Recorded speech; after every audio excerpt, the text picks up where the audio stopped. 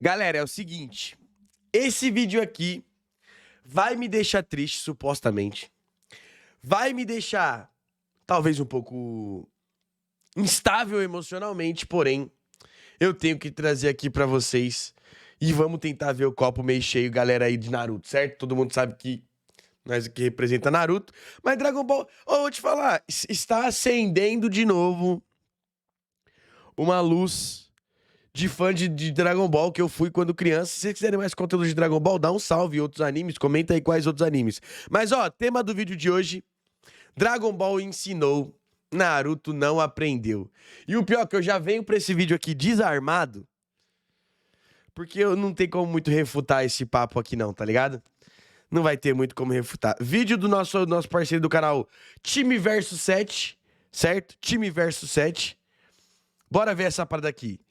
Dragon Ball ensinou, Naruto não aprendeu. Deixa a sua opinião nos comentários.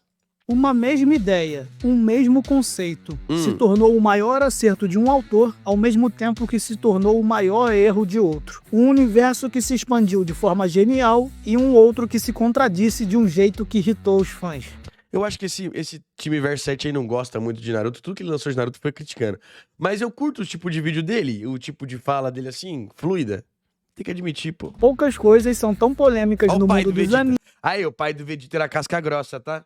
Não brincava não, ó o coroa do Vegeta. animes quanto a introdução de alienígenas. Hoje vamos analisar você como a entender. mesma no mundo dos animes contradisse de um jeito que irritou os fãs. Poucas coisas são tão polêmicas no mundo dos animes quanto a introdução de alienígenas. Hoje vamos analisar como a mesma ideia pode elevar uma obra ao status de lenda ou simplesmente jogar fora anos de construção pela janela. Então fica aqui também comigo não, até o final jogar fora não. Se você assiste ali até a guerra ali, é só não assistir o episódio que a Kaguya aparece que não jogou fora nada da experiência. Fala comigo, pessoal, beleza? Que da hora. Eu sou o Diego e sejam bem-vindos de volta ao Time Versus 7. Dragon Ball e Naruto usaram o mesmo plot twist, a introdução de alienígenas. Caraca, mas se o Goku é um alienígena, não é plot twist em planeta nenhum, chefe. Primeiro episódio já apareceu um alienígena, plot twist é como? Mas por que funcionou tão bem em Dragon Ball, mas parece que arruinou Naruto? Existem alguns motivos bem claros para isso, e é a combinação deles que faz os resultados serem tão distintos. Primeiro vamos falar sobre as bases da história de Dragon Ball Tem até índio, ó. Olha o índio ali. e como ela permitia a inserção de alienígenas de forma bem natural. Desde o começo, o Toriyama sempre colocou absolutamente de tudo na história. Um protagonista com caldo inspirado no clássico romance chinês, dinossauros, veículos e cápsulas futuristas, animais que falam, esferas e dragões que realizam desejos. Nossa, papo reto, né? Tipo assim, as cidades em Dragon Ball são futuristas, só que tem dinossauro, tipo, lá no meio do deserto, tá ligado? Maneiro mesmo. Monstros, humanos esquisitos, exércitos. Ah, é verdade, tem deuses, demônios, gente morre, fica com a auréola e volta, exército, tem arma laser, caraca, papo reto. Transformações, magia, vampiros, múmias, mechas, demônios, deuses, androides e um universo desse, onde literalmente qualquer coisa parece ser possível, adicionar mais um elemento como alienígenas não parece suave. estranho. Vou te falar, é o 01. Tem jeito, tem que admitir. Até porque, juntamente com os alienígenas, também foram introduzidos o outro mundo e deuses ainda maiores do que os que existiam na Terra. E a gente não estranha nenhuma dessas inclusões da mesma forma que a gente não estranha mais à frente a inclusão de linhas temporais e viagens no tempo, seres ancestrais, reino dos demônios, multiversos, deuses da destruição e anjos. Em Dragon Ball, tudo parece que se encaixa porque sempre teve de tudo. Sua natureza caótica e diversificada desde o início absorve facilmente qualquer conceito. Já Naruto sempre se tratou de ninjas, goste você ou não. Por mais que isso tenha virado meme recentemente, tentando negar que sempre foi assim, o fato é que Naruto sempre se tratou sim de ninjas. Não importa que no episódio 1 já havia uma raposa que destruía as montanhas e causava maremotos com o balançar das suas 9 caudas. Naruto também utilizava muitos elementos de fantasia sim, usava folclore e mitologia japonesa, mas que ainda era um mundo dos shinobis, que manipulavam a energia física e mental, criando um sistema de poder fixo. Especificamente do clássico, né? Tipo assim, o clássico era real ninja, mano. Era um mundo de conflitos políticos e econômicos entre as suas vilas e nações. Ou seja, pezinho no chão, né? pezinho no chão, imersão acontece. De um sistema que via pessoas como meras ferramentas e de personagens que queriam desafiar o destino. De um mundo mergulhado na guerra, no ódio, no preconceito, na vingança, na dor. Naruto tinha uma lógica interna muito mais estabelecida e pé no chão dentro dos seus próprios termos. Tanto era assim que a mera inclusão de samurais, um novo povo a parte do mundo ninja com uma doutrina e um uso diferente do chakra, já pareceu estranho. Ele já Não, estranho não. Pra mim foi da hora os samurais. Deveria ter até mais destaque. não pareciam se encaixar tão bem naquele mundo naquela altura da história. Ah, eu discordo, hein, craque. Agora então imagine o que aconteceria ao introduzir alienígenas nela. E é engraçado porque há uma discussão dentro da própria obra sobre isso. Naruto se revolta e diz diretamente que a história do mundo era a história dos shinobis, não dos alienígenas Zetsu e Kaguya. Parece que nem o próprio protagonista gostou dessa decisão do Kishimoto. Agora vamos falar do porquê o Toriyama e o Kishimoto enfiaram alienígenas na história. Até existem rumores de uma suposta entrevista do Torishima, o editor do Toriyama, dizendo que agora que tinha esgotado os inimigos terrestres, a única coisa que restava era ir para o espaço. O link parece estar fora do ar, então só consegui achar discussões que falavam sobre isso. De qualquer forma, para Daizensho, o Toriyama diz que depois de se tornar o mais forte da Terra, Goku teve que enfrentar os Saiyajins e depois ele mesmo ir para o espaço. Então faz sentido que a introdução de alienígenas na história tenha sido justamente porque não tinha mais como existirem ameaças no planeta. Isso é fato. Não tinha mais como existir ameaça no planeta Terra. Os caras ralou. Momento, pelo menos, né? Já o Kishimoto em uma Aí depois passaram os alienígenas a vir pra Terra, né?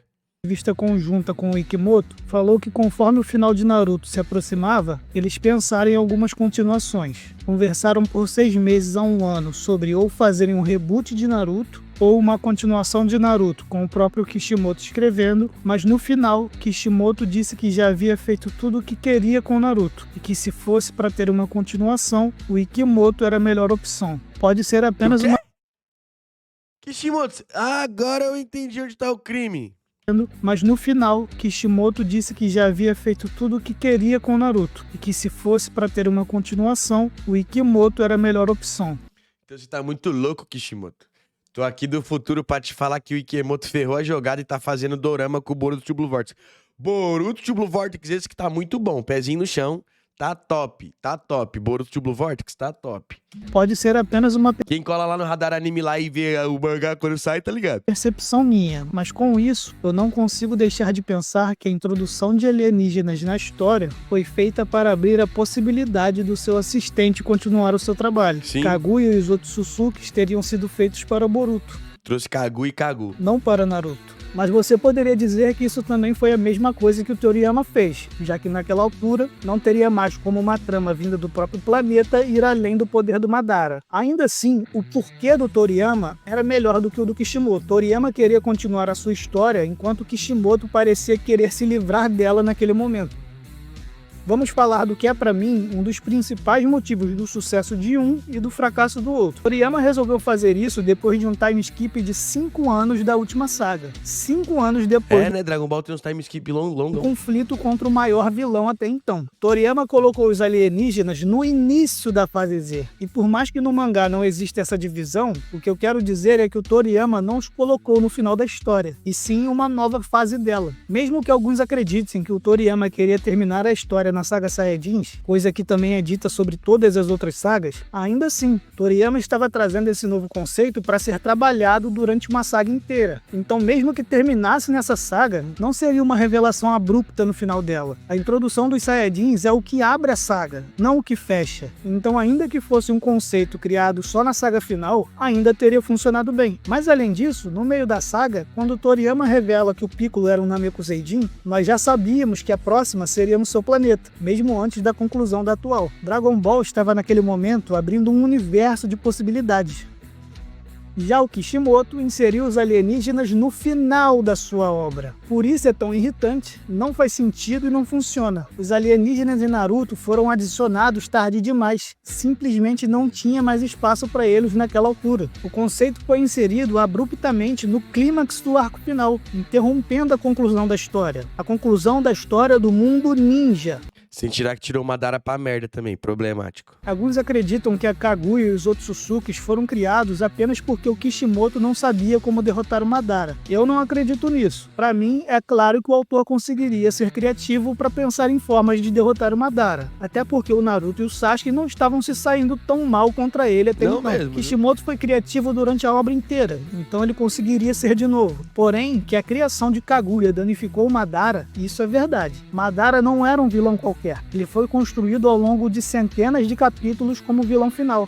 Não, se o Madara acaba como o último vilão, a história fecha suave. Ele era a personificação do ciclo do ódio que a obra se propôs a explorar. Só que dessa vez, ele era um vilão que não podia ser persuadido pelo Naruto. Nem o Hashirama, que era muito parecido com o Naruto, conseguiu convencer o Madara. A obra tinha que mostrar como seria a resolução desse conflito, e não remover o Madara para colocar outro vilão no seu lugar. Isso é encerrar a obra da forma mais anticlimática possível. Porém, do absoluto nada, Madara foi descartado para dar lugar a Kaguya.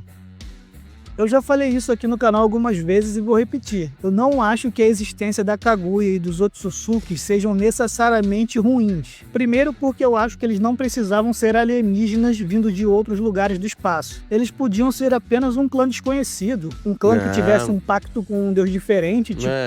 Legal, se fosse um clã que tivesse um pacto diferente. Agora, tipo assim, é que também é foda que se você fala, porra, vai ter alienígena, aí você tem que falar de onde eles vieram, de quais planetas eles vieram.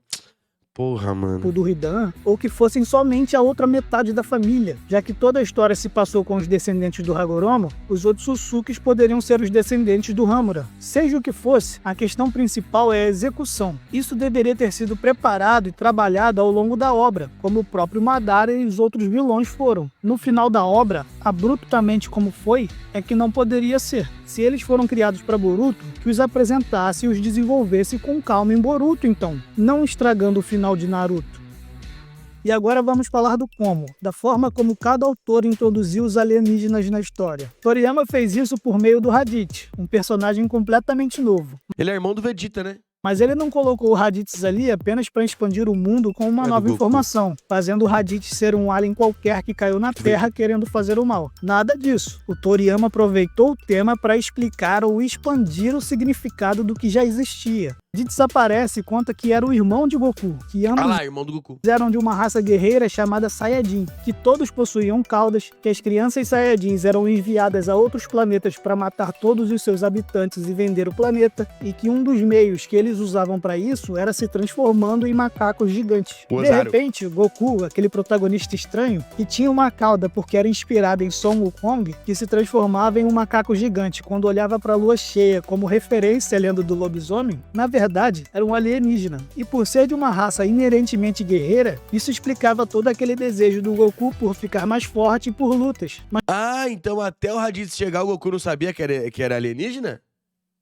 Mas por que o Goku não sabia de nada disso? Porque ele não lembrava da sua origem e missão. Mestre Kami explica que o avô do Goku tinha encontrado um bebê na floresta, e que esse bebê tinha um comportamento totalmente violento. Mas um dia o bebê sofreu uma queda de um penhasco e bateu a cabeça, e a partir daí mudou completamente o seu temperamento. Estava explicado. Goku não tinha sido largado nas montanhas porque era esquisito e tinha uma cauda, como a Bulma pensou. Ele veio do espaço, caiu em um lugar remoto, era violento e uma ameaça ao planeta, mas acabou mudando a sua personalidade após um acidente.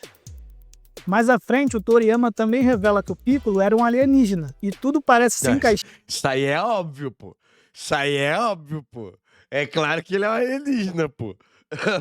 Quando a gente lembra que durante o torneio 23, Piccolo e Kami-sama estavam conversando em uma língua estranha, sendo que todos os personagens de Dragon Ball pareciam falar a mesma língua. Também explica porque eles dois eram tão diferentes de todos os outros, mesmo nesse mundo onde tudo já era esquisito. E não só isso, Toriyama também explica um dos elementos principais de toda a história, que é literalmente o nome da obra, as Dragon Balls. Kami-sama não as criou somente por causa do seu posto de Deus da Terra, como a gente poderia ter pensado, porque ele ele disse que havias criado para dar esperança à humanidade. Mas por que teria sido especificamente o atual Kami-sama que as teria criado? Elas não poderiam ter sido criadas por outros, que ocuparam o posto de Deus da Terra antes? Não, porque descobrimos que Kami-sama não as criou porque isso era uma capacidade que o cargo de Deus lhe dava. Ele as criou, mesmo sem saber muito bem como, porque criar esferas fazia parte da sua natureza. Era uma habilidade do clã do dragão, um dos clãs da sua raça alienígena. O que o Toriyama fez foi brilhante. Ele introduziu várias novas informações se aproveitando de vários elementos que já existiam na história e conseguiu dar um sentido totalmente novo e coerente para eles. Mas e em Naruto? O que o Kishimoto fez? Ou melhor, como ele fez? Sabendo Me pega mais, Naruto, desculpa. Mas tá tudo bem, é questão de gosto. que os Otsusukis foram criados para Boruto e que foi uma decisão tomada já no final da obra de Naruto, não é de se estranhar que a forma como eles seriam inseridos na história seria ruim. Diferente de Dragon Ball, havia alguma coisa faltando que só pudesse ser explicada com a introdução de alienígenas? Alguma ponta solta que só podia ser resolvida com seres vindo do espaço? Não, pelo contrário. A conclusão final já tinha as suas bases sólidas. Muitos mistérios já estavam respondidos na própria reta final. Hashirama, Madara, aquele ciclo sem fim. O pior é que depois do Madara não teve mais nenhum vilão da Terra que realmente causou perigo, né? Depois, ó, porque primeiro, se você parar pra ver, ó, primeiro Orochimaru, depois Pain, depois Obito, depois Madara, tá ligado? Depois disso, ninguém mais causou, né? Já era referenciado desde a primeira batalha de Naruto e Sasuke no Vale do Fim. O conflito dos filhos do Rikudo Sennin, com Naruto e Sasuke sendo escolhidos pelo destino para dar continuidade, já havia sido definido no arco da reunião dos 5 Kages. O Rikudo Sennin já era mencionado e explicado desde o aparecimento de Pen. Foi ele quem criou a Lua, salvou o mundo, selou o Jubi e o dividiu em 9 bijus, o pai de todos os shinobis. Madara queria obter esse mesmo poder para fazer coisas tão grandiosas quanto o sábio fez, para ser o novo Salvador. Como a Kaguya apareceria então? Ela precisava de um motivo e meios para isso acontecer. E é então que o Kishimoto decide tomar uma das decisões mais controversas de toda a história dos mangás. Ele decide pegar um personagem no qual ele já tinha solucionado o mistério da sua natureza alguns capítulos antes, o Zetsu Negro, que era a própria vontade encarnada do Madara, e transformá-lo no manipulador de toda a história do mundo e na vontade Ah, mas isso aí eu não acho que ele transformou, eu acho que é premeditado, pô. da Kaguya. Os alienígenas precisavam entrar na história de uma vez, e foi assim que o Kishimoto decidiu fazer. Kaguya aparece, não tem carisma como vilã final, dura alguns capítulos e é selada novamente. Agora a continuação que o seu assistente precisava está aberta. Nas Assistente. Tem um ranço do Kishimoto que não se escreve. próximas décadas, os personagens terão que lidar com a vinda de outros alienígenas que a Kaguya temia.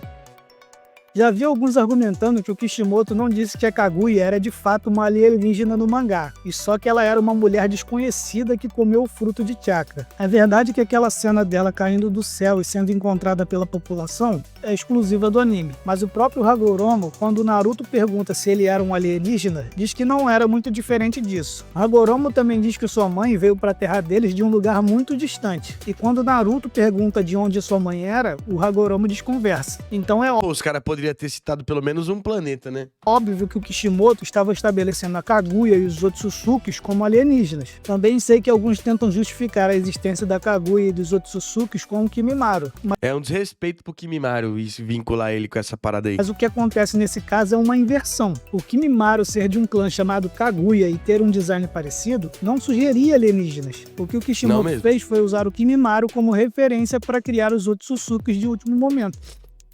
No fim das contas, nem o Toriyama nem o Kishimoto tinham planejado que alienígenas fariam parte das suas histórias. Porém, o Toriyama Ah, eu acho que em Dragon Ball já era planejado, porque é o que eu te falei, o Goku é um alienígena, pô. usou os alienígenas para amarrar pontas soltas, explicar o passado do protagonista e a sua estranheza, dar um sentido totalmente novo ao seu mundo e convencer o público que aquilo sempre esteve ali. Toriyama fez o passado parecer maior porque queria continuar a história. Já o Kishimoto queria encerrá-la. Pelas palavras dele mesmo, Falei pra vocês que eu ia acabar concordando e ia acabar triste no fim do vídeo, pronto. ele já havia feito tudo o que queria com Naruto. Então usou o conceito nos últimos momentos, atropelando o clímax da sua própria obra, descartando seu maior vilão, tudo só para forçar uma continuação em Boruto. Kishimoto demoliu a casa para vender o terreno. Dragon Ball deu uma aula de como expandir o universo, enquanto Naruto, infelizmente, mostrou como implodir o seu no apagar das luzes.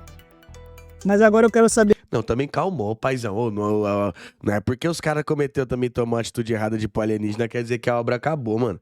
Boruto Blue Vortex tá muito maneiro. Boruto Blue Vortex tá muito maneiro, pô. E cadê Dragon Ball? Dragon Ball Super nem foi tudo isso, tá? Os fãs real de Dragon Ball nem gostam de Dragon Ball Super, vamos ser real. E aí ninguém fala nada. Fala aí, depois faz um vídeo aí, time Verset, do Dragon Ball Super, do fracasso que foi pros fãs, do tanto de fanservice lá, do tanto de coisa que ferrou a jogada. Porque, tipo assim, querendo ou não, Boruto realmente deu uma caída. O Next Generation, o Tio Blue Vortex, tá uma uva. Uma uva, tá muito bom. Boruto Blue Vortex, todo mês que sai capítulo aí por meados do dia 20, eu faço um review lá no Radar Anime, coloca lá. Boruto Blue Vortex Radar Anime, que é o meu canal principal. Você vai ver, tá muito bom, muito bom. Enquanto isso, a continuação de Dragon Ball não foi tão aclamada, não. É de você. O que você pensa sobre tudo isso? Comente aqui embaixo a sua opinião. Se você ficou até aqui, você deve ter gostado. Então quero te pedir o seu like e inscrição aqui no canal para continuar acompanhando discussões como essa. Aí, papo reto. Mas o vídeo bom tem jeito. Eu gosto dos vídeos dele, mesmo ele só xingando Naruto, mano. É foda, ele é um bom criador de conteúdo. Parabéns aí pelo vídeo aí, time Verset. Vamos pra cima que o mundo é nosso. Você gostou? Quer mais vídeo de Dragon Ball aqui? Indica aí, manda na DM lá, @RadarAnime. Camus, coloca lá, Gustavo Camus. Com K e com Z. Manda lá, ou se não, comenta aqui. Indica vídeos aí que eu vou trazer uns vídeos de Dragon Ball pra nós. Também, pra dar essa fomentada no cenário, já é?